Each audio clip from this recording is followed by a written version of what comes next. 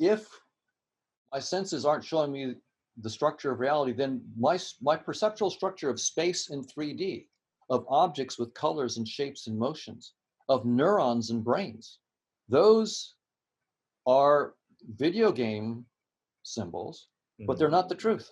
mhm. So this now opens up the question, what is the nature of objective reality?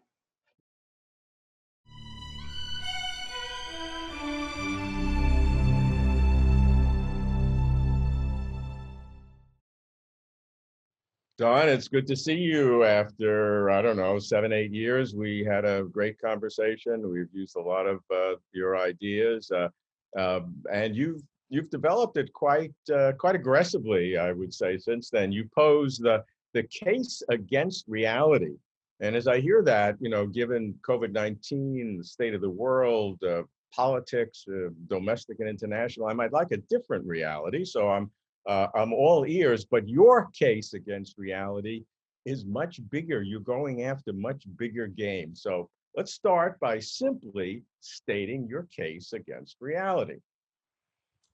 Right. The case is built on the theory of evolution by natural selection. And there's a very simple question. Would evolution by natural selection favor organisms whose sensory systems report the truth about the reality around them? And That's truth you're defining as what's really out there in some sense. that's right. So if we assume that there is some kind of objective reality, and perhaps for sake of argument, we just won't claim to know anything about it, but there is some objective reality and it has some structures. It might have some kind of structure to it, like um, a total order where things can go from small to large, or some kind of geometries, or some kind of notion of nearness, what they call topologies. So we just imagine that there is an objective reality, and it has certain structures. We don't have to commit to what those structures might be, but we ask the technical question: does the theory of evolution itself give us any tools to ask the question, are our senses shaped to show us truths about the structure of objective reality? Now, no one ever claimed that we see all of objective reality, but the question is, do we get shaped by natural selection to see those aspects of objective reality that are necessary for us to survive and reproduce? That's the technical question. Okay, but theory of evolution relates to a fitness of survival, to the capacity to procreate, and a differential factor between organisms that can procreate and that process continue. So that's the process of evolution. That's So I would say that a superficial prima facie case is that if an organism is going to have to deal with its environment, deal with its competitors, its predators, its prey, whatever it needs to do, it has to do that properly in order to survive and to procreation and then the fitness of the population. So the the initial thought would be that there would be a very strong correlation, if not exact, between what the organism has to sense in the environment and what's really out there. So if you're claiming that that's not the case, then shouldn't the burden of proof be entirely on you to disrupt what would be a natural perception on our part? I think the burden is on me because there is a very obvious and prima facie case to say that we should be seeing the truth. The argument goes like this: those of our ancestors who saw reality more accurately had a competitive advantage in all those important activities of life: feeding, fighting, fleeing, and mating. And as a result, because they were more successful in those activities, they were more likely to pass on their genes, which coded for the more accurate perceptions. So after thousands of generations of that, we can be fairly confident that we're the offspring of those who in each generation saw more accurately. So in the normal case, we should see reality as it is. Again, not all of reality, but those aspects of reality, the structure of reality that we need to survive in our niche. So that's a pretty strong case, right? Sure. So we need the capacity to be able to identify a predator and hide from a jaguar on the savannah plains, or to identify the differences in edible and poisonous mushrooms, or whatever the case happens to be. We need to have that capacity. We don't need a fitness capacity to understand quantum mechanics, but that's a whole other question. Right, exactly. So the question then is, right, do our sensory systems report truths about the true structure of objective reality? So we see a world. So the question is, I mean, so people might not understand what this question is. They might say, well, look, I mean, you see a structure all around you, right? I see the zebra, I see the jaguar, I see all these things. I am seeing structure. But the question is this, yeah, we're seeing what we see. The question is the structure of what we see actually being faithful to whatever objective reality is, right? So our sensory systems are, of course, giving us some structures. But the question is, on evolutionary grounds, what confidence should I have that when I see a structure that I call a zebra, that I should then be able to infer that in objective reality, independent of my senses, there is that kind of structure in objective reality. So the question is, does evolution have anything to say about this? You could imagine that evolutionary theory just is silent, but it turns out it's not silent. It has very, very interesting implications. Okay, now the obvious thing is that, of course, we're not seeing the red and the stripes of the zebra. We have photons that impact on our optic nerve. It goes through various structures in the brain, lateral genicular body, visual cortex, whatever.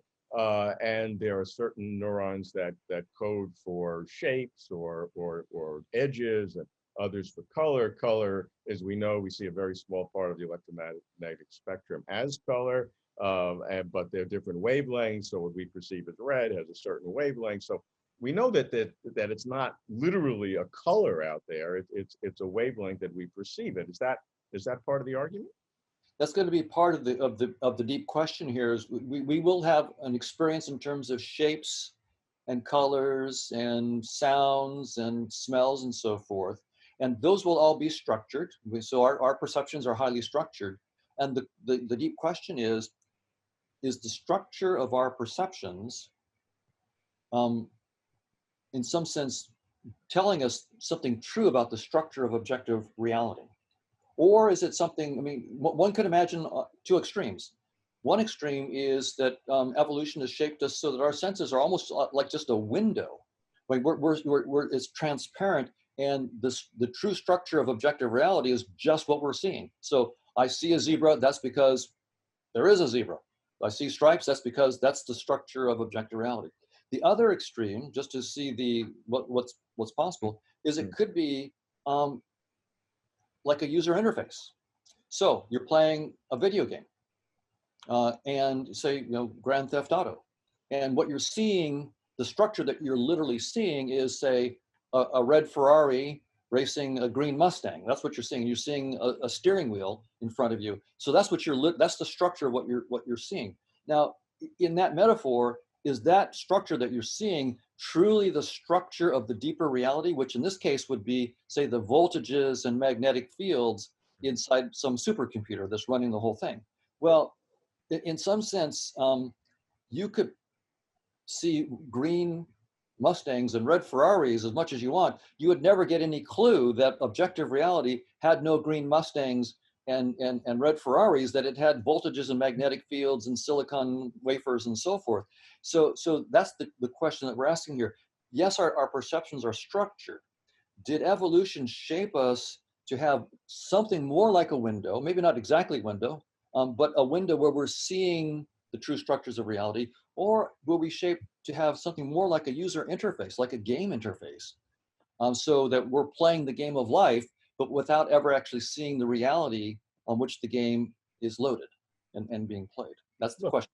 that makes sense, but the fact that the world is composed of molecules and then atoms and subatomic particles and then ultimately quantum fields and perhaps something below that, string theory or whatever.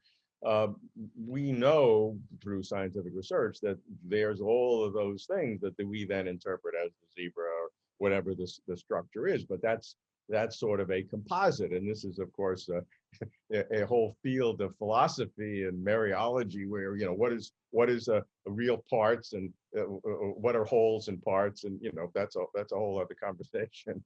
But so we know that we're not seeing the ultimate reality. We don't even know where the ultimate reality will eventually settle. But from your work, you're actually imposing an even more significant case against reality than that difference that between our sense and what's really out there. And that's what I want to understand. That's right. So just to reinforce what you said, right? We have our perception of space, right? And roughly we feel like we're in a three-dimensional space. But when physicists talk about space and space-time, they have specific structures like Minkowski space, and there's all this mathematics that the rest of us would never even know. And we didn't know about that until Einstein came along. So there's this distinction between what physicists call space and what we call intuitively our space. So that's not what I'm talking about here. That difference is not what I'm talking about here. This is just whether the structure of our perceptions is at all related to the structure of objective reality. Well, and so I won't beat around the bush anymore. It's a theorem of the theory that the probability is zero that any of the structures of our perceptions are homomorphic or isomorphic. Depict is an informal word that our perceptions of structure in some sense capture the true structures in objective reality. So Okay, it's a theorem. I've seen that in your paper, that you say that the probability of that is zero, and let's understand the logic behind that. So the idea is this: evolution has been turned into a mathematically precise theory. It's called evolutionary game theory. And the word game is really helpful here, right? In games, you're playing for points, right? You get rewarded by doing things right and punished for doing things wrong. And in evolutionary game theory, there are these notions of fitness payoffs, right? So fitness, you want a fitness payoff is something that you want in terms of more points in a game. So a fitness payoff depends on whatever the state of the world is, right? But it also depends on the organism, like tiger versus human versus cheetah and so forth. Its state, hungry versus full, and the action of feeding, fighting, fleeing, and mating. So if I'm hungry and I'm looking to eat, then maybe a steak is going to give me high fitness payoffs. If I'm a lion and I'm looking to mate, that steak gives me no fitness payoffs whatsoever, right? So it depends on the organism, its state, and its action. For a cow, there's no action in which a steak is of high payoff value for the cow, right? So the idea then there are these fitness payoffs that guide our success. And the technical question is this: a fitness payoff can be thought of as a function. It's a function from the state of the world with all of its structure into a finite set of payoff values, maybe from 0 to 100 or 0 to 1,000, whatever discretization you want. So 0 means really bad payoff, 100 means really good. And so our senses will be tuned to the fitness payoffs, right? We learn to do things, to act in ways that give us greater fitness payoffs. And we learn to perceive how to get those greater fitness payoffs. So the question is, if evolution tunes our senses to the fitness payoffs, does that mean it's also tuning us, therefore, to the structure of objective reality, which is just the domain of the fitness payoffs, right? So the fitness payoffs are a function. They have a domain and a range.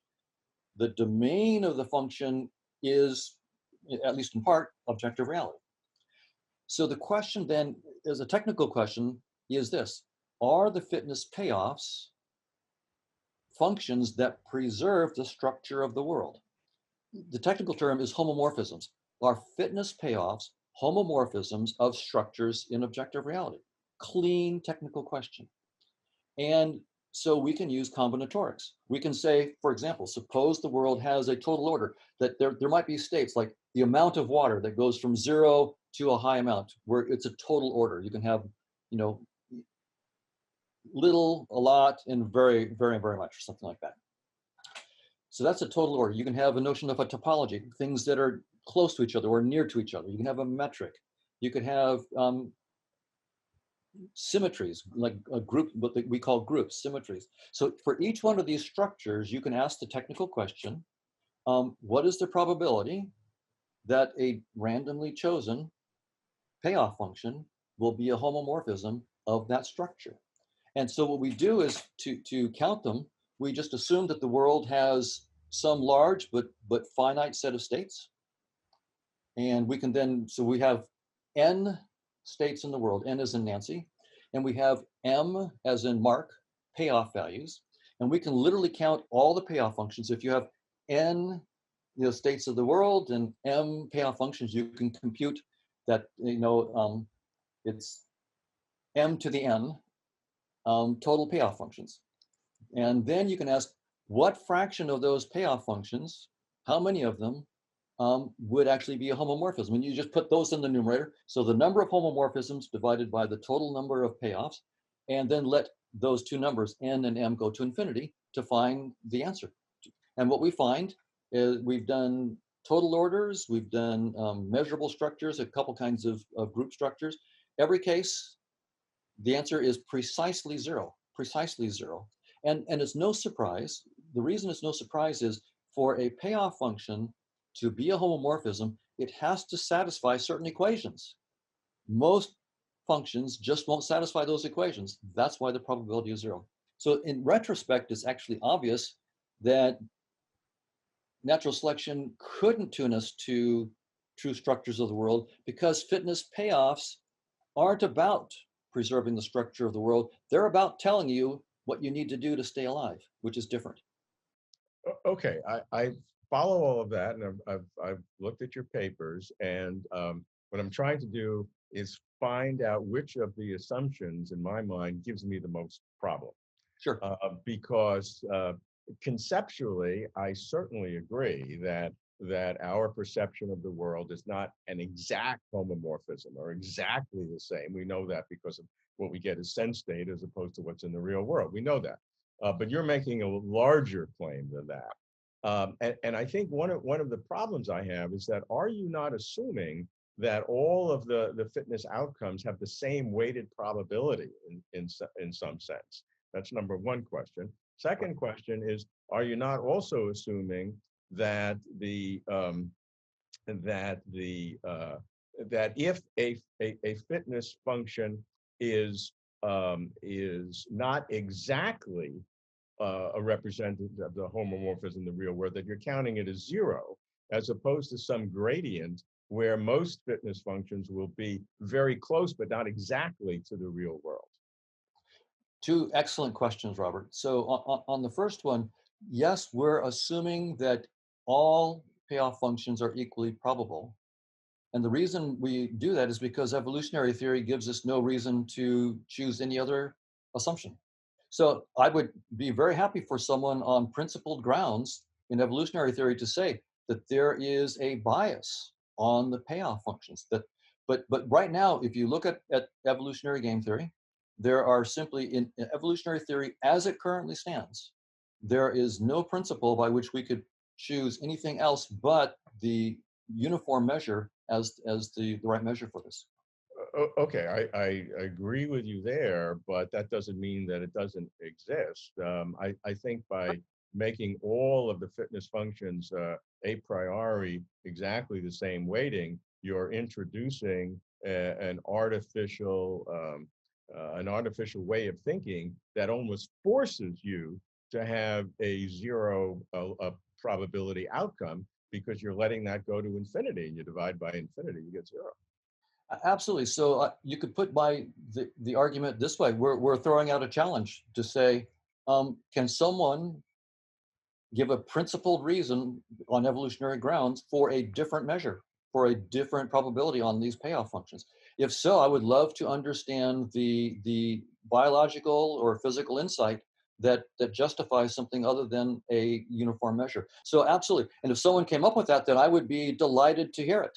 But right now, there's nothing on the table. So that would be, but you're absolutely right, Robert. That's exactly the right kind of response to our theorem, is for someone to say, aha, there's this feature of evolutionary theory that either you've overlooked or that no one's ever discovered before, which says that, no, there is this biased measure on these payoff functions. And then actually you have to take it one more step and say, with respect to that biased measure, these have probability greater than Yeah, much. and maybe we just can't do that. And maybe there is a principle, maybe there's not. But even if there's no principle, it may be just the brute fact that it's there, that you can't take each one and derive a principle for it. Maybe you can, but we haven't done it. But even if you can't, it still may be there. Well, it still absolutely, and so I don't deny that it still may be there, and I would be, if someone found such a principle, I would be delighted. I would be delighted to have the theorem shown wrong. I mean, that's how we learn this. So you make doing is playing precise claims, and then now we know exactly precisely what someone has to do to take me down. Right? They have to give not just a hand wave that maybe there's another measure. They have to give me a precise measure that's not the uniform measure, explain why that's the measure, and then prove that that measure leads to the result that we would have vertical perception. So there's some serious work to be done. Look, I think what you are proposing is a radical challenge of conventional wisdom, even a perceived conventional wisdom, maybe that we didn't even realize we had, and therefore deserves high attention and tough questioning and tough analysis. And I know you love that, so that's what that's what we're trying to do, because your claim is a remarkable one. So let me go to the second part of that claim, and that is, if a fitness outcome or function is not exactly, but is 99.9% of reality, just missing something, you're still counting it as a zero. And isn't there not a gradient in each case? That's right. So we've been starting to analyze that as well. So and it varies from structure to structure. So in some structures, it turns out that most of the payoff functions are close to homomorphisms, even though they're not homomorphisms. Okay, And for that makes sense. most are not. So in the case of a total order, for example, most payoff functions are not even close to being homomorphisms. But in the case of a measurable structure, most are. And for the two symmetry groups that we studied, one symmetry group, I think we found that most are close, and for the other one, most are not close. Hmm. So that's going to be a case-by-case analysis. Now, would that give someone what they needed to substantiate the claim that our perceptions have been shaped by natural selection to report true structures of the world? And here's a problem with using that kind of thing, that some of the payoff functions, many of the payoff functions are close, to say, therefore we're being shaped to see the true structure of the world.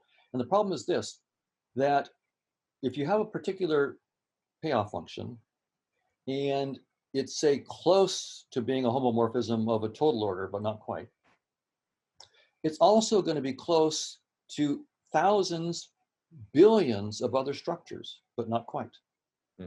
So now if someone wants to make this argument, they're going to have to explain to me why it is that we could count that payoff function as shaping me to be having perceptions that are close to vertical of the total order, when there's a million other structures that it's also close to.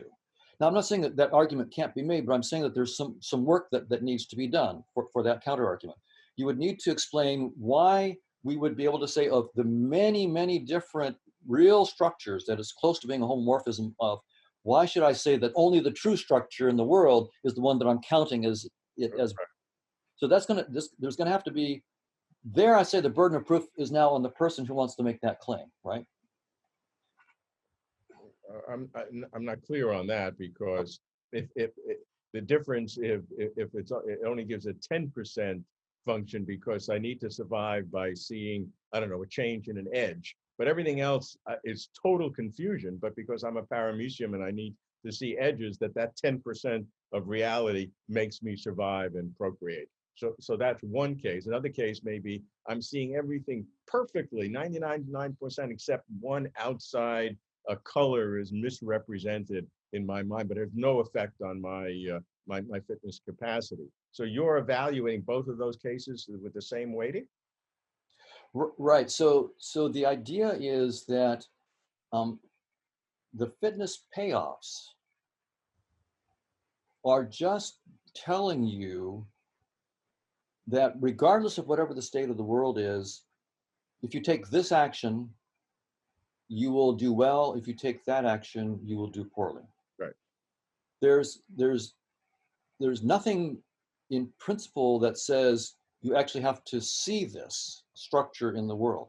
So the only way that we're going to actually get evolution, see, evolution by natural selection is only going to tune our senses to the true structure of the world if it just so happens that the structure of the payoffs is homomorphic to the structure, that structure in the world.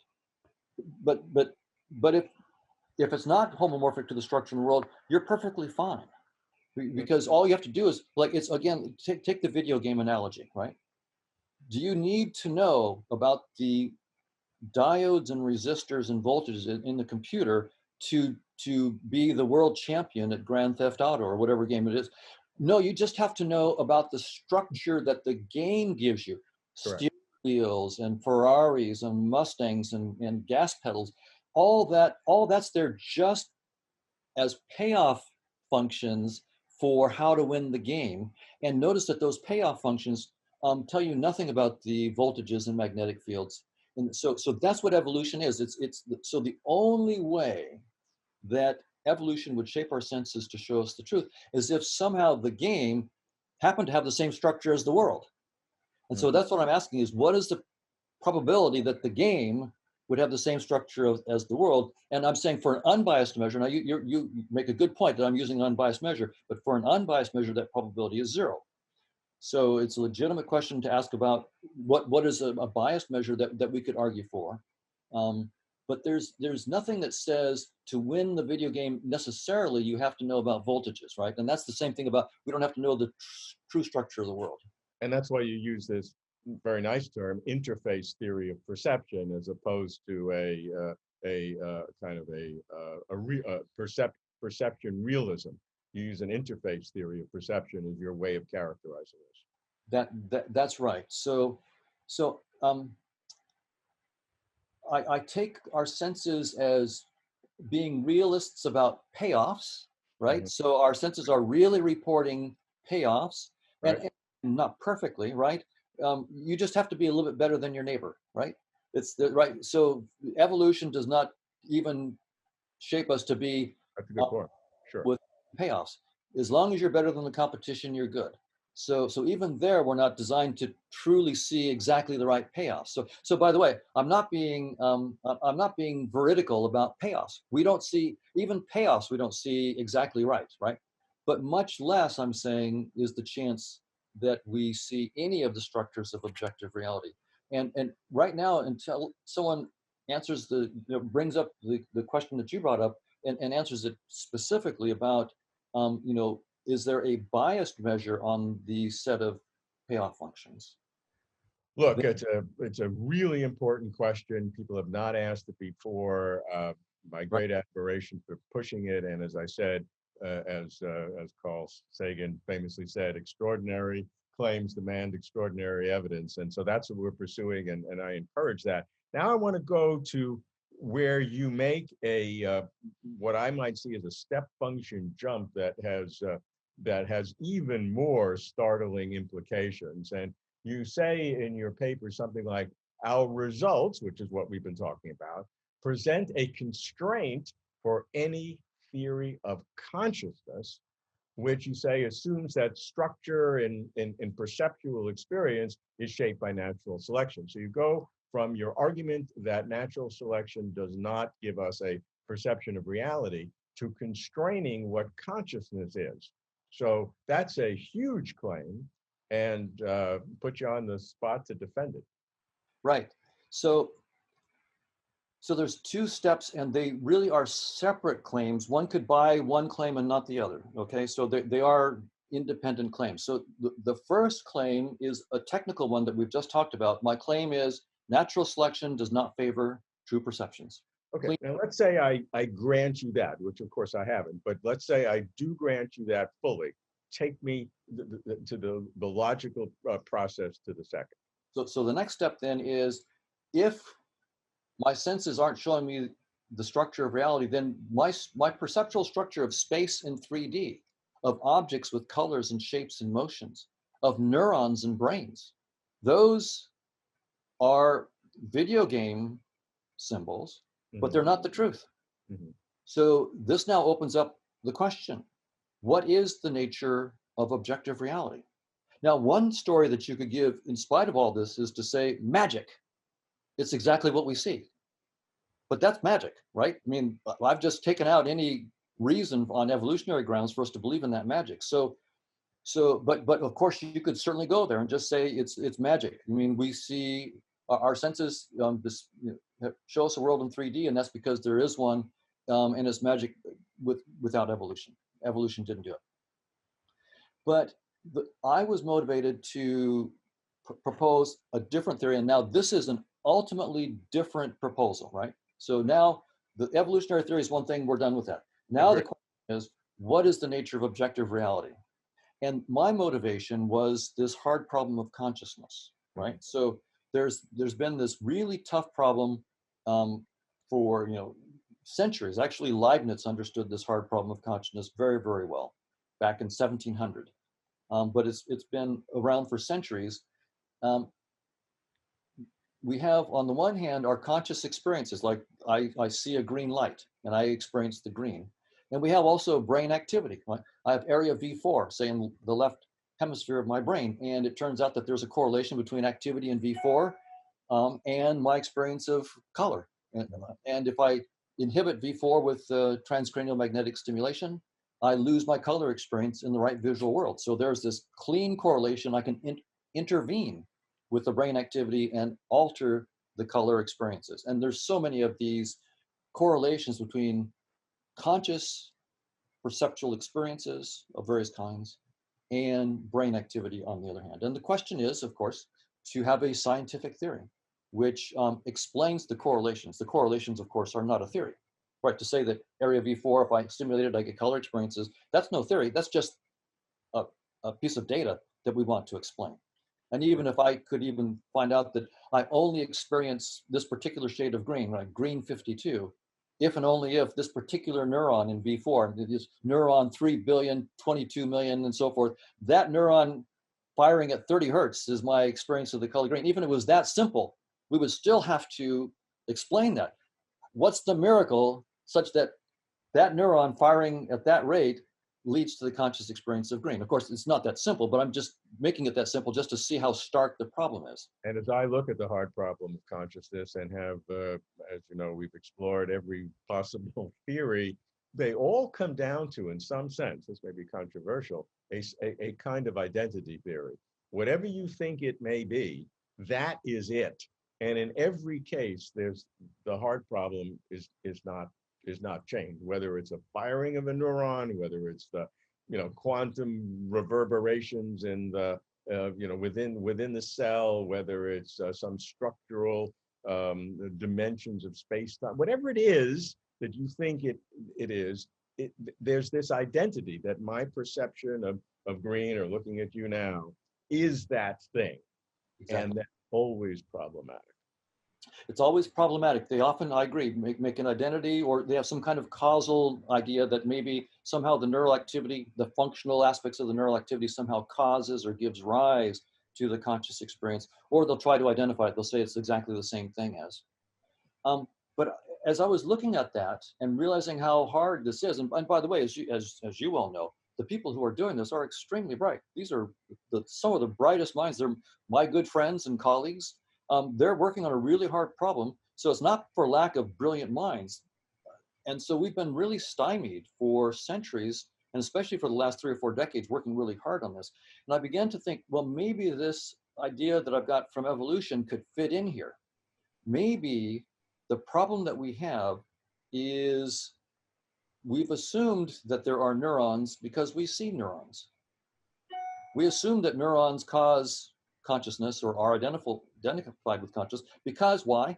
Because we see them with our sensory systems. Well, I just have this theorem from evolution that says there's no reason to believe that the structure in our perceptions tells us anything about the structure in objective reality. In other words, the uh, what we think of as causality in space and time, like neural activity causes my arm to move. Neural activity causes me to have the experience with color green.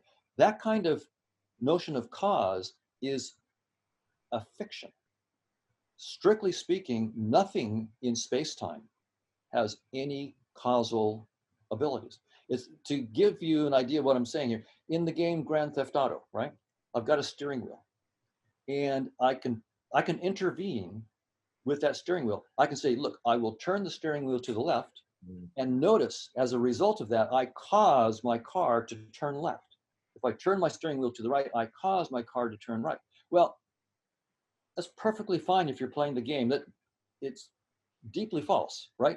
The steering wheel it does nothing. The steering wheel is just a useful fiction, and the cause that the steering wheel causes to turn the car left and right is useful fiction in the game. And if you're playing the game, just believe it.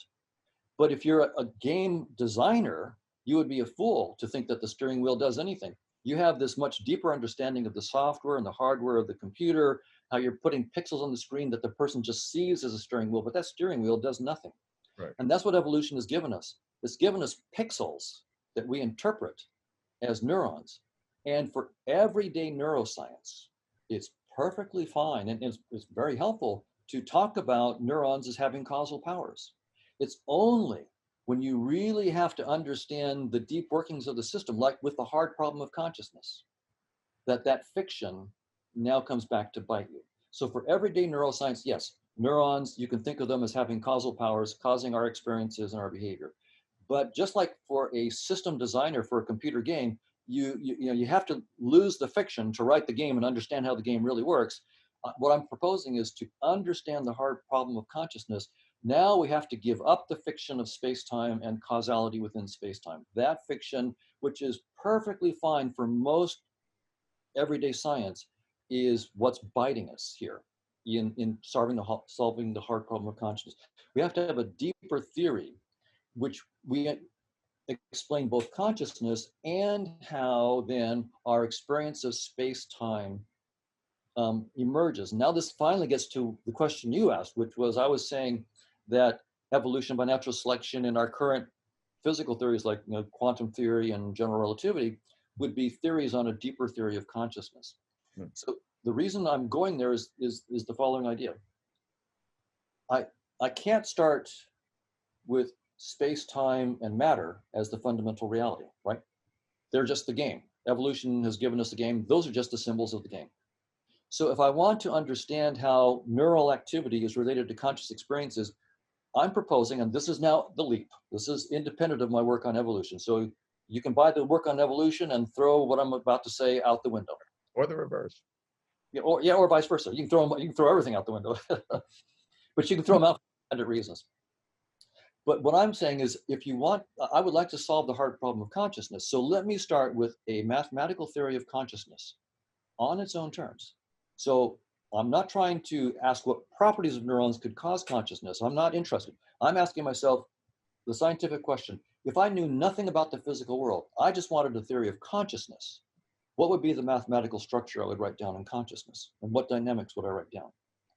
And now, for it to be science, whatever I come up with in my theory of consciousness has to lead to testable predictions.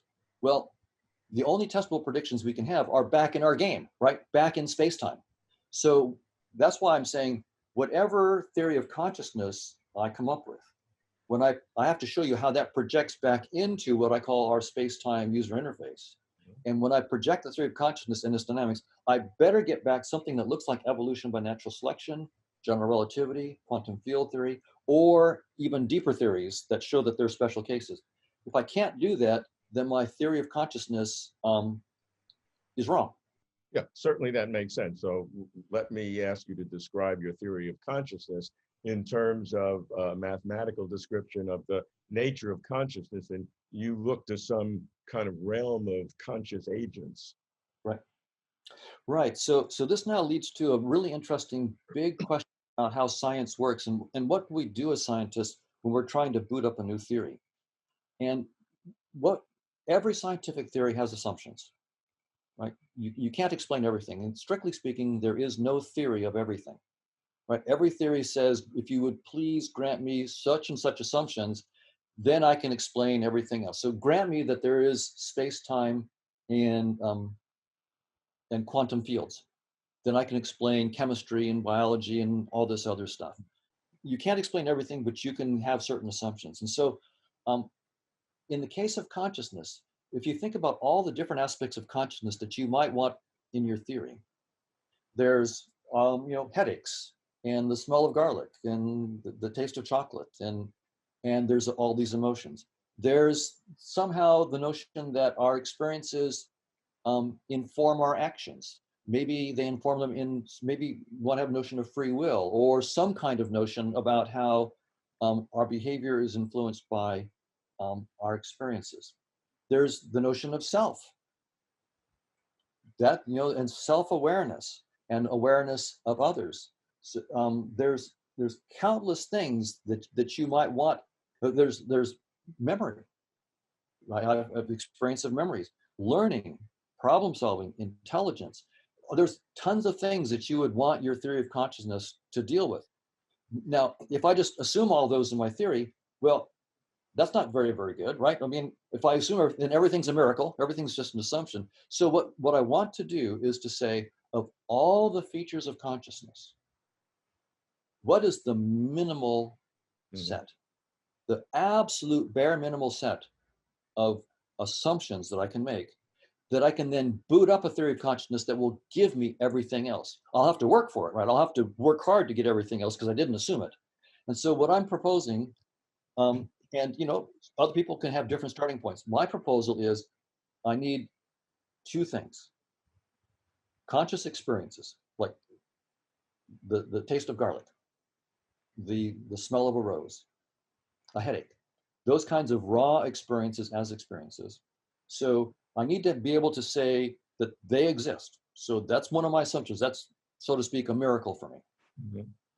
And the other one is that those experiences non-trivially influence some kind of action. Now you can interpret that action in various ways. I tend to interpret it as free will, but mathematically, all I need is that there's a probabilistic relationship. The experiences probabilistically affect the actions that occur in response. Okay, that's my assumption. And so then what I write down is what I call, this is very much in the spirit of like what Alan Turing did when he came up with the Turing machine, right? So what Turing was trying to do was to say, I would like a theory of computation, a minimal theory of computation. And computation is really a wide-ranging thing. I can compute the digits of pi. I can do the traveling salesman problem. There's lots of things that are involved in computation. What Turing boiled it down to was this trivial thing. I have a tape with some ones and zeros on it. I've got a set of transition rules and a finite set of symbols, a start state and halt state. And the claim is, with that trivial set of assumptions, I can compute anything that's computable. That was the, so he didn't assume um, that he knew how to compute the digits of pi. He made that something you'd have to do. You'd have to build a Turing machine that computes the digits of pi, and it's not easy to do, and so forth. So that's what I'm doing here. I'm saying, let me give a minimal structure, and it's about as complicated as a Turing machine, right? The structure that I'm writing down. It's a different structure than a Turing, but it's not the same thing as a Turing machine, but it's a minimal structure. It has a set of conscious experiences and a set of transition probabilities that those experiences will affect then the experiences of other experiencers, right? Other systems that have Do you experiences. need multiple instances of this when you have your conscious events, and then you have the fact that they can cause something. But Right. don't you also have to assume that there are multiple instances of these activities? That's right. So Third assumption. just like Turing has, there are, in fact, Turing proved there's a countable infinity of Turing machines. Yeah. So I have this structure that I call a conscious agent, and there's going to be a large set of conscious agents, right? And so the idea will be that each conscious agent has its own set of experiences and then probabilistically affects the experiences of other agents. And so I'm going to get, this is, if you think about it, it's going to be a network dynamics. This is like a vast social network that comes out of this. So all the new mathematics that we're doing to understand Twitter and all these social networks is the mathematics that we need to use to study the dynamical systems of conscious agents that I and my team are working on. So it's this vast social network, and it's dynamics on graphs is the mathematics. Well, I love the new approach to consciousness, right or wrong. You're busting barriers. You're looking beyond the traditional ways, and I really applaud that. And I want to conclude by looking at two results. Given the fact that what you say is correct, once again, I like to say everything you say is now correct. You have a different approach to the question we asked today, whether AI, artificial intelligence, can be conscious. Now, most materialists, a lot of the Silicon Valley group, many neuroscientists have no doubt that given the amount of time and complexity, AI must become conscious because there's no ghost in the neurons, as they might say. And so it has to be the case. It's not even worth a discussion. I think it is worth a discussion. There are other issues. But you say that AI can become conscious, but for a radically different reason than what the hardcore materialist would say.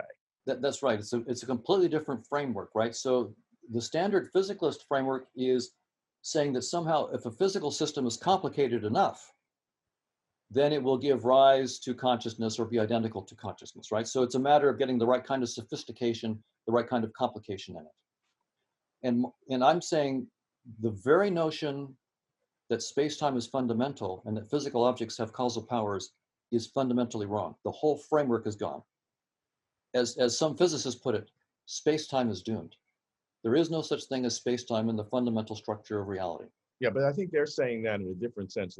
They don't say that in support of consciousness being fundamental. They say that in support of some deeper theory, whether it's string theory or something else. So to be fair. Right. So I'm agreeing with them that space-time itself is not fundamental and that causality in space-time is not fundamental. So what is space-time then? It's just our user interface, right? And so the idea is, think about it this way. If you have overwhelming social media data like Twitter, there's literally tens of millions of users, billions of tweets. There's no way that any Twitter user could read all the tweets or interact with all the users. So what do you do if you have overwhelming social data and you just want to understand what's going on, a big picture, and occasionally contact a real Twitter user, right? You can contact a few of them. So what do you build a visualization tool, maybe a virtual reality visualization tool. So you have pretty icons and things moving around to show you what's trending in New York versus London. Zoom out to all of the United States, zoom over to all of Europe. That's what you're going to have. You would want from a good visualization tool. You can zoom out and get big trends, but you could also zoom in and talk to John Smith in Iowa, and talk to him particularly on Twitter. So that's what you would want with the big tool. So that's what I claim space-time and what we call the physical world is. It's just our headset. It's a visualization tool. So in this picture, the reality is this vast social network of conscious agents. We've been mistaken. We thought space-time is the final reality. It's just our headset. And what science has been doing all along is just studying our headset. Now, our headset does give us certain icons, which are portals, direct portals to other consciousnesses. I'm talking to you, and I have an icon of a face and glasses and a smile and so forth. That's just my icon. It's not you. If I closed my eyes and my icon disappeared, your consciousness would still be there. So my icon is just my icon.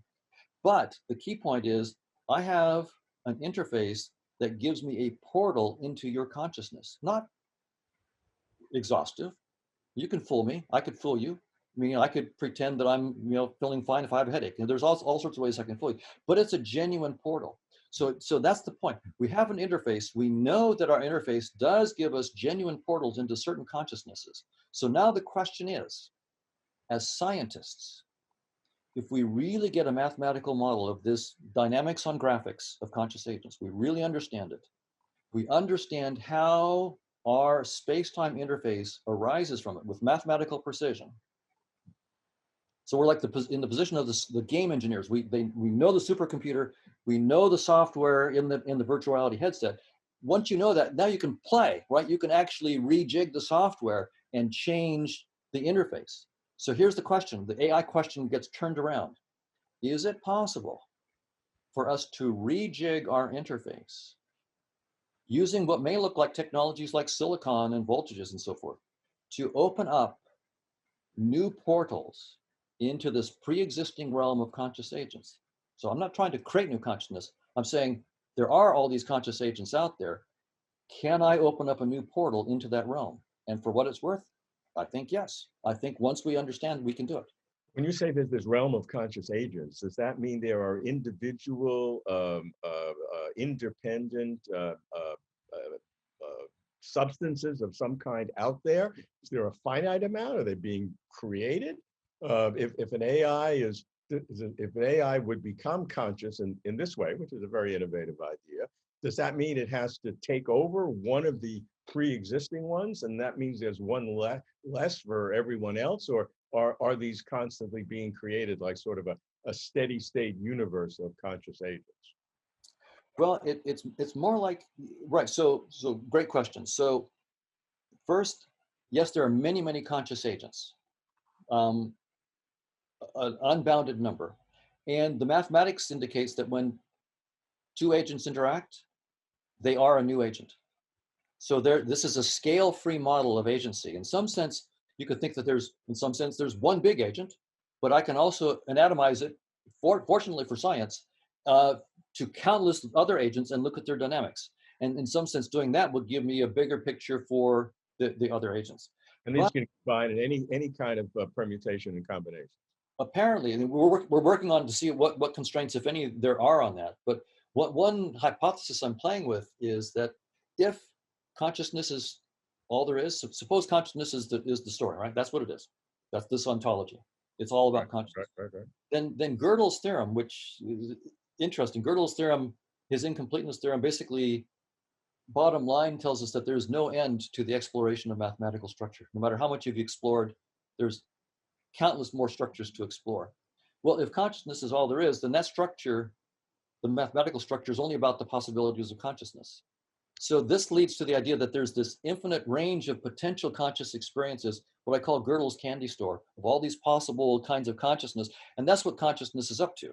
It's a big search through this candy store, exploring all the possibilities of consciousness that will in principle never end. So that's why I don't even know if it's an infinite number of conscious agents, but it's unbounded, just like Gödel says, it's an unbounded set of structures. Don, I wish our conversation would never end like the conscious agents, but I just have to ask you one final question that relates to how everything you've proposed could be a solution to Fermi's paradox, why we do not see alien intelligences in the vast universe. So tell me that, and then this conscious agent will try to absorb it all. Right. So Fermi's paradox is, where are they? Right. I mean, that's a big universe, and if there's intelligence out there, we should have seen it by now. And we keep looking, and we don't find any. And from this point of view, in which space-time isn't the fundamental reality; it's just our headset, and the reality is this infinite network of conscious agents. What we're doing is we have this headset on. We're looking inside of our headset and saying, I don't see them anywhere. Well, you're not looking in the right place. You're just looking in your headset. Right? Science, up until now, with all of its dramatic successes, has only studied our headset. We're just now, if this whole framework is right, we're just now in the position to start to look at objective reality beyond our headset. Well, I'm proposing that once we do that, we'll realize that they were out there in droves, We were just like ants that couldn't see the guy with the raid can coming at them. We just couldn't see because we weren't looking in the right place. So Don, if when we do this again, say 10,000 years from now, and deal with the same subject, what do you think our conversation will be like? If this works out, one implication of this is that we will be able to understand how we create space and time as just a headset. It's just a virtual reality. It's not the truth. That means that we will be able to play with the parameters of space-time itself. So once we actually work out the mathematics of this network of conscious agents and how our particular headset is generated, we will be able to play with space-time. The technologies that are going to come out of this are unbelievable. So yeah, I can't wait to see what happens. 10,000 years from now, you have a date where you'll be able to say, "I told you so" to this skeptic. That's right. And I'll say, well, I'll see you tomorrow on Alpha Centauri.